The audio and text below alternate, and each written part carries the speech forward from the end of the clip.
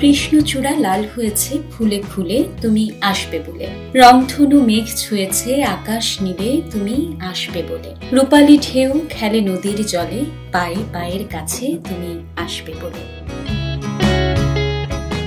রাজধানীর হাতিরঝিলের আশপাশে গেলে এই গানের কলি আপনার মনে আসতেই পারে।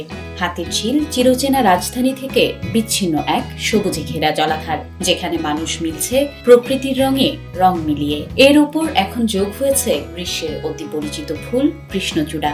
বলা যায় ফুলে ফুলে ছেয়ে গেছে হাতিরঝিল এলাকা।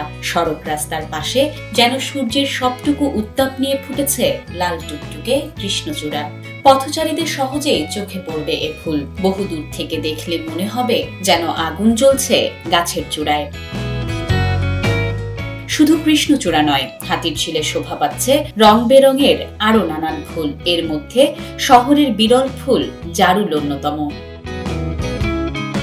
এছাড়া রয়েছে সোনালু ফুল। আমাদের দেশে সোনালু গাছ আগের মতো তেমন একটা চোখে পড়ে না, তবে হাতিরঝিলে এই বিরল ফুল দেখা গেছে। আছে রাধাচূড়া সহ দেশি বিদেশি আরো নানান ফুল।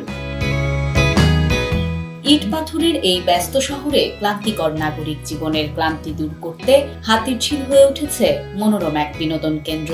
লেকের জল ও ফুলের সৌন্দর্যের সান্নিধ্য পেতে দিনে কিংবা রাতে যে কেউই ঘুরে আসতে পারেন হাতিরঝিলে।